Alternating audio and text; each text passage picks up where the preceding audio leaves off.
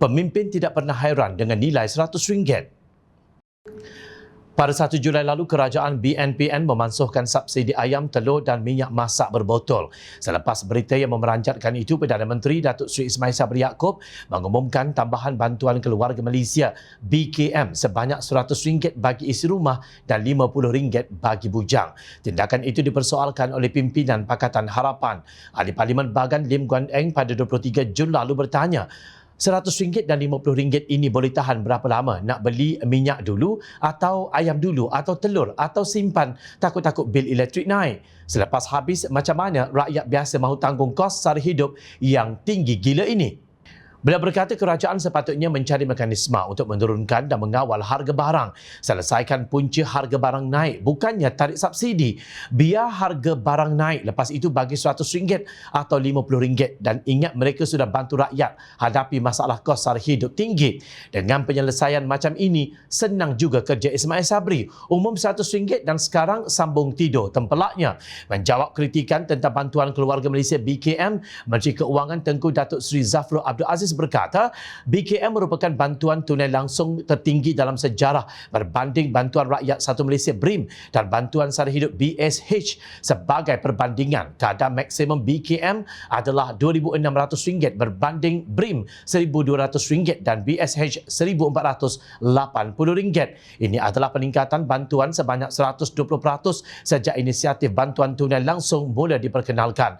Pada 18 Julai lalu, Biro Mobilisasi Amanah BIMO telah menghantar kad jemputan dan duit sebanyak RM100 kepada Ismail Sabri dan menjemput beliau turun membeli bersama rakyat pada pukul 5 petang hari Jumaat 22 Julai lalu di Pasar Tani Presin 3 Putrajaya.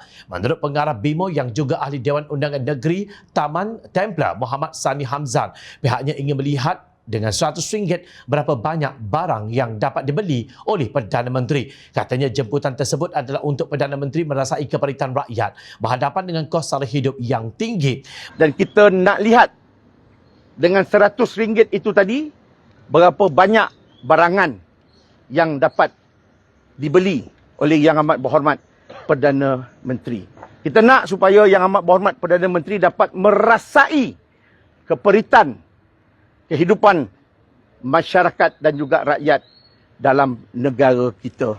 Beliau mengambil contoh di zaman Pakatan Harapan mentadbir negara, harga ayam hanya RM5.90 per kilogram.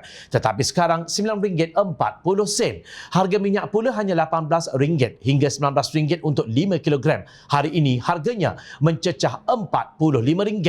Mengikut Jabatan Perangkaan, 93% barang yang terdapat dalam negara kita naik, ujarnya. Beliau menyentuh mengenai jaminan Menteri Keuangan bahawa ekonomi sudah baik, tetapi rakyat tidak mahu tahu semua itu.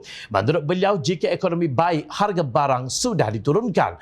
Bagaimanapun, naib Ketua Pemuda Amanah Nasional yang juga pengarah mobilisasi Pemuda Amanah Nasional, Abbas Azmi berkata Perdana Menteri gagal untuk hadir pada hari berkenaan. Dan berkata setelah menunggu di luar pasar tani tersebut pada hari berkenaan, Perdana Menteri tidak muncul sehingga pada jam 6 petang walaupun ramai rakyat yang sanggup datang membeli belah dalam keadaan hujan. Namun beliau mendapati harga barang mahal dan tidak terkawal. Di mana janji Ismail Sabri? Soalnya, takkanlah Perdana Menteri yang bertemu rakyat dengan pakaian berjenama berharga RM6,900 mahu sama-sama terkena hujan dengan rakyat semata-mata untuk berbelanja RM100 yang dikirim oleh BIMO. Itulah hakikat pahit yang terpaksa ditelan oleh rakyat. Akibat penarikan subsidi, harga barang terus meningkat naik. Entah sampai ke tinggi mana, menjadikan rakyat semakin sengsara. Kesengsaraan ini bukan hanya dalam kalangan rakyat B40, tetapi juga M40 yang dikatakan 50% sudah jatuh ke dalam kategori B40.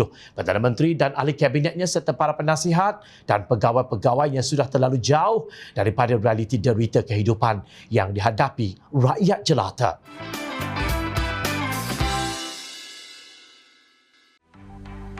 Mencari maklumat dan berita politik yang bebas, kupasan yang tepat, panas. Dapatkannya secara eksklusif hanya di Jom Channel. Komitmen kami, rentasan berita Isnin hingga Jumaat. Berbicara dan isu semasa, kami garapkan secara langsung. Panel-panel berkaliber dan profesional. Interaktif, pandangan anda kami raikan. Jangan lupa bersama kami di setiap hujung minggu dalam edisi khas mingguan. Jom Channel, moving forward, sharing a new experience.